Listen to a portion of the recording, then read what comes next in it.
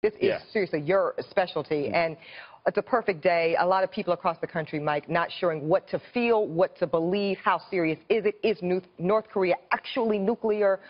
What say you? Right, yeah. Well, first of all, to be clear, I mean, Mark is absolutely right. When he talks about the fact that restrained talk, diplomatic language, sort of an appeasement policy of the past almost 25 years, got us to this point, and this point being where North Korea has now realized its ambitions of nuclear weapons and ballistic missiles.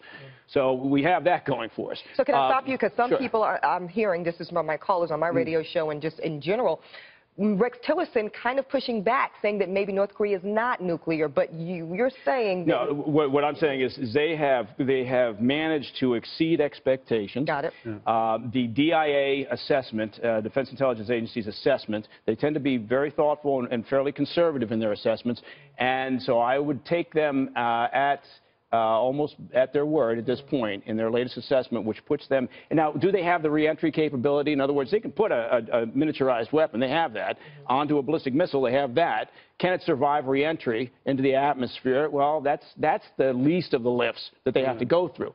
But again, I find it interesting about the sort of the fire and fury conversation and the fact that, you know, of this situation, the least of our problems right now is President Trump's verbiage. Right. Right. But and also, if I might just add real quickly, President Clinton, Bill Clinton, during his administration, at a point, one of the many points where North Korea has thrown their teddy out of the cot, he publicly stated that if the North Korean regime chooses to use nuclear weapons, that will be the end of North Korea. Yeah, you stole my floater. Thank you, okay, I'm sorry about that. I know. That's just the wealth of your knowledge. You shouldn't leave your papers lying around. No, I see. But Chris, you know, certainly, again, I agree with Mike. You know, the verbiage and the rhetoric is the least of our problems. The reality is so many administrations have failed to have any action at all around North Korea, so the options are so limited at this point. Yeah, and this is exactly where I think so many Trump voters were excited about the appointment of a guy named Mad Dog. You know, this is... In my view, General Mattis is the guy that needs to do exactly what he did today. And here's the headline from the New York Post this afternoon. Mattis to North Korea, stand down or we will destroy you. I think President Trump, if he wished, could say nothing and just let Mattis do the heavy lifting on this and send the clear message.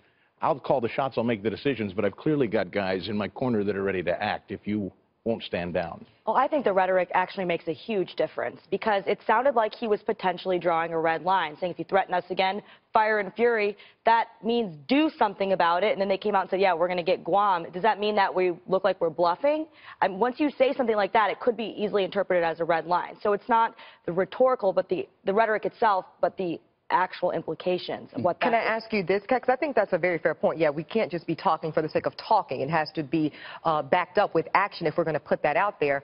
But some people, I think, feel like this is, like you said, President Trump kind of dialing it up with the rhetoric and provoking possibly. But I don't know. I kind of see North Korea being the provocateur here. Yeah, well, you know, they're all true. They are. Of course they are. But, you know, us versus North Korea, who wins a morality contest. But they just threatened to nuke Guam. And we're arguing about whether the president's being too mean-spirited. I mean, what's the point here? Guam's just a territory. If they were to threaten to nuke an actual state, we'd get serious about it?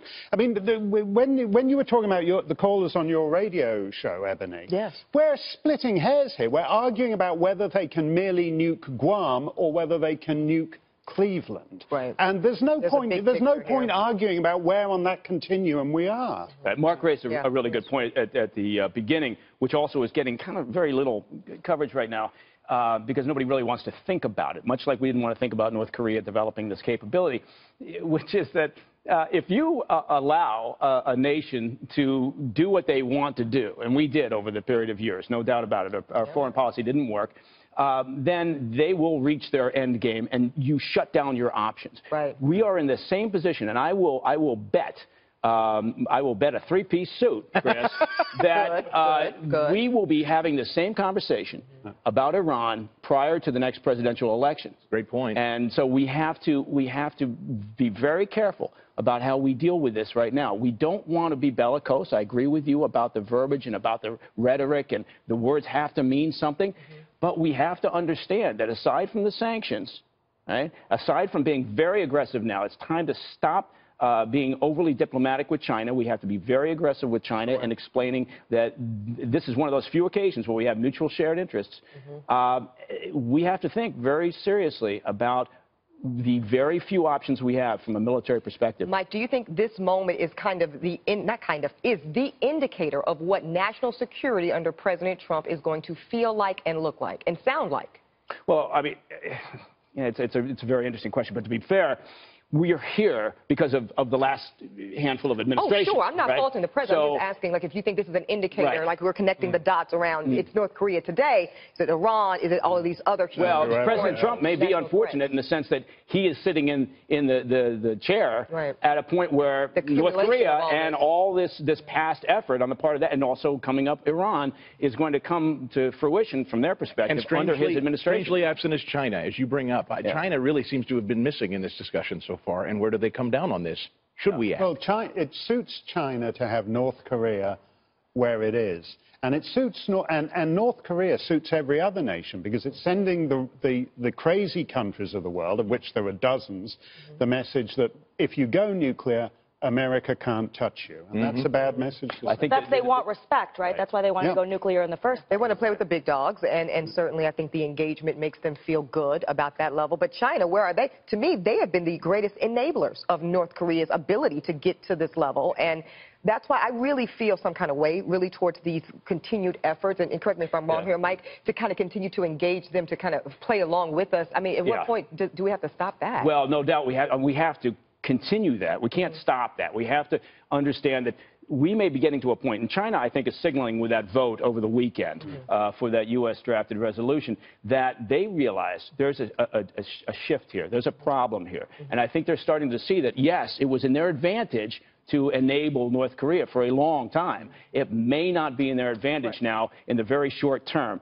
And I think that we will see, if we're smart in how we play China, I think we'll see them come to the table with a different mindset. But we have to be aggressive with it. To that point, Mike, would it be maybe taking Japan aside and saying, what can we do to help you? Maybe arm you up a little bit, start to strengthen the neighbors. Maybe China takes interest then. That's all part and parcel of it, right? And that's a difficult part of this, because we always talk about things as if it's this or it's that or it's this. It's all these things. It's the sanctions. It's working with China very aggressively. It's dealing with our allies. It's getting the missile defense systems back into South Korea. They've got a very progressive president who put the kibosh on that.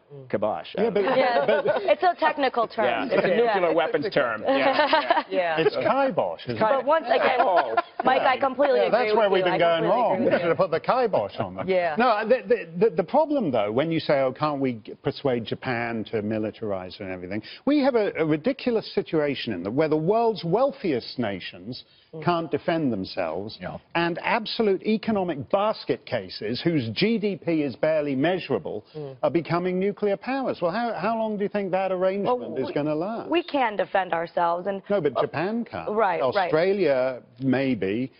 New Zealand could. And when you look at that part of the world, the wealthy countries who can't... I don't think anyone is saying that this is a good situation. I also don't really think it's that surprising, because we see North Korea talk like this when there's been sanctions in the past. They don't like... What they're looking for is respect, and that's why they have this nuclear program that they're developing. And when we respond to that by sanctioning them and sort of like grounding them, that doesn't make you feel very respected. That makes you feel like a child, and then they're lashing out with their little temper tantrum. Well, it's very typical. we've always had a carrot and stick approach with them, right? They rattle the cage or throw their teddy out of the cot, and we do something, and then eventually they get something in return, or China gets something in return. And so, but the problem is now, here we are. We're at the end of the road. They've got what they want, essentially. And so, the game has changed. We can't continue that process unless we're willing to say, I don't mind. We don't care if little Kim has weapons that are capable of reaching the U.S. If we're okay with that, then fine. Let's step back and focus on other things. But final question for you, Mike. You said earlier it's about playing the smart play in China. Can you kind of articulate what that would be from your vantage point? Well, I think we need to look. Our interests and China's interests rarely intersect, right? Here they do. Yeah, here they do. You would imagine. You would think. So I think what we need to do is, and I'm sure it's happening even as we speak. Look, a lot goes on off the radar screen that we don't need to know or typically find out about. But we need to sit down with Xi and the authorities there in China, and in no uncertain terms, say, look, we can either wrap this up with a military confrontation that is going to be devastating to the peninsula and to you, they're right there, or we can find a way to resolve this. And whether that means regime change fostered by the Chinese authorities, or whether it means some type of effort with unification, again, with the Chinese authorities right there, who knows? Awesome.